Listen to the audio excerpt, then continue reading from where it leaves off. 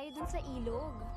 Naku, ayoko nga. Nakakahiya. Baka ba okay lang yun? Hindi naman tayo maghuhubad. Ngayong araw, samahan ninyo kami sa isang masalimuot na kwento ng tatlong magkakaibigan, sina Isabel, Clara, at Lando, na pinaghiwalay ng panahon at pinagtagpo muli ng kapalaran. Kung bago ka pa lang sa aking channel, huwag kalimutang i-like, mag-subscribe at i-share ang video para lagi kang updated sa mga bago naming kwento. Sa simula ng kwento, makikilala natin ang tatlong magkakaibigan na sina Isabel, Clara, at Lando. Mula pagkabata, sabay-sabay silang lumaki sa isang tahimik na baryo. Si Isabel, isang simpleng dalaga mula sa probinsya, ay kilala sa kanyang maganda at maamong mukha at kabutihang loob. Si Clara naman, na mula sa Maynila, ay lumaki sa mas magulong kapaligiran, kaya mas malaya ang kanyang kaisipan at kilos. Si Lando ang kababata nilang lalaki na palaging kasama sa lahat ng laro at pangarap. Hindi naging madali ang kanilang kabataan. Dahil sa hirap ng buhay sa baryo, napilitang umalis ang pamilya ni Clara para magsimula ng bagong buhay sa Maynila. Napakabilis ng lahat at hindi na nakapagpaalam si Clara kay Isabel. Sobrang nasaktan si Isabel nang malaman niyang umalis na ang kanyang pinakamatalik na kaibigan. Parang gumuho ang kanyang mundo at pakiramdam niya ay iniwan siya ng kaysa-isa niyang karamay. Lumipas ang 10 taon, bumalik si Clara sa kanilang bayan kasama ang kanyang ama na si Mang Roman. Pareho na silang dalaga at nagbago na ang kanilang anyo at pananaw sa buhay. Nang mabalitaan ni Isabel ang pagbabalik ni Clara, agad siyang nagmadaling puntahan ito. Pero bago umalis, pinuntahan muna niya si Lando, ang kanyang kasintahan, para yayain itong samahan siya. Kitang-kita sa mga mata ni na Isabel at Clara ang saya nang muli silang magkita. Nagkwentuhan sila tungkol sa mga nangyari sa kanilang mga buhay sa loob ng 10 taon na sila'y magkahiwalay. Habang nagkukwentuhan sila, napansin ni Mang Roman ang kagandahan ni Isabel. May kakaibang kislap sa kanyang mata dahil ngayon lang niya muling nakita ang dalaga na malaki na ang ipinagbago. Nagpasya ang magkaibigan na balikan ang mga nakagawian nila noong bata pa sila. Sama-sama silang pumunta sa ilog, nagkwentuhan, at masayang naglaro sa tubig.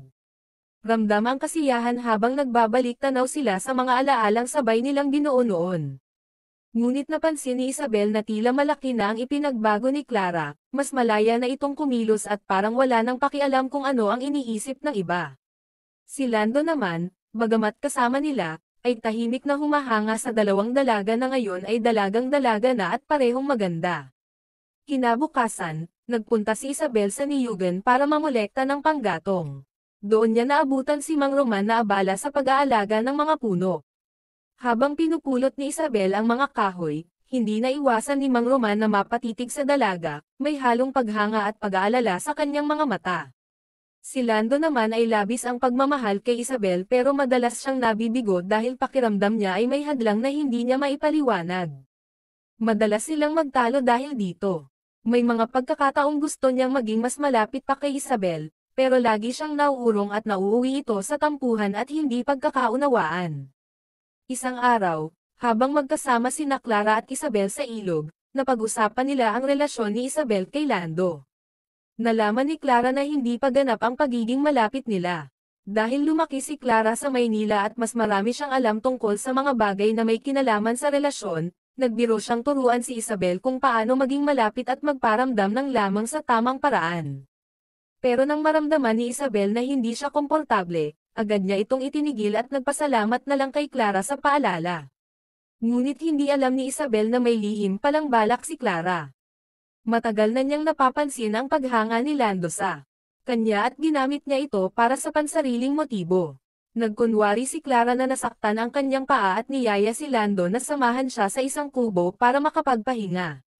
Doon niya tinangka na ay lapit ang loob ni Lando sa kanya sa maling paraan. Hindi nagtagal, sinundan sila ni Isabel dahil nag-aalala siya kay Lando. Laking gulat niya nang makita niya sina Clara at Lando na magkasamang gumagawa ng hindi kanais-nais na bagay. Hindi niya lubos maisip na magagawa ito ng kanyang pinakamatalik na kaibigan at ng kanyang kasintahan. Labis ang sakit at sama ng loob ni Isabel. Dahil sa matinding lungkot at pagkalito, tumakbo siya papunta sa bahay ni Mang Roman at doon siya bumagsak at umiyak ng umiyak. Si Mang Roman, na kanina pa may pagtingin kay Isabel, ay hindi na rin napigilan ang kanyang damdamin. Sa gitna ng paghingi niya ng lakas ng loob, naging daan ito para magbigay ng aliw si Mang Roman kay Isabel, hindi man inaasahan ng dalaga, naniwala siyang sa sandaling iyon ay may kasama siyang masasandalan.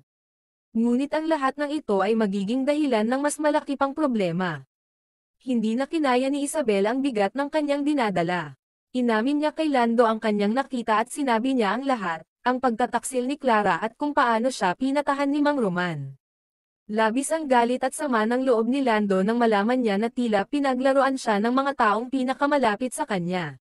Bunga ng galit, hinanap ni Lando si Mang Roman sa niyugan. Doon sila nagtalo at nauwi ito sa komprontasyon. Dahil sa init ng ulo at aksidenteng pagkakasagi sa gasera, nasunog ang kubo kung saan sila nag-aaway. Sinubukang awatin ni Clara at Isabel si Lando ngunit hindi na nito napigilan ang galit niya. Sa kalagitnaan ng kaguluhan, nasaktan ni Lando si Isabel nang hindi niya namamalayan. Sa huling lakas ni Mang Roman, ginawa niya ang lahat para ipagtanggol si Isabel. Hindi nagtagal at bumagsak si Lando sa isang delikadong bahagi ng kubo at hindi na niya nalampasan ang aksidente. Nasaksihan ito ni Clara at Isabel. Labis ang iyak ni Clara sa pagkawala ng kanyang ama na pinanindigan ang kabayaran sa kanyang mga pagkakamali. Lumipas ang ilang linggo, makikita natin ang dalawang magkaibigan na muling nagkaharap sa kanilang dating tambayan. Nagpasya si Clara na bumalik sa Maynila upang doon na mamuhay ng mag-isa at magsimulang muli. Si Isabel naman ay piniling manatili sa kanilang baryo kasama ang kanyang pamilya, dala ang mga aral mula sa lahat ng sakit at pagkakamali ng nakaraan.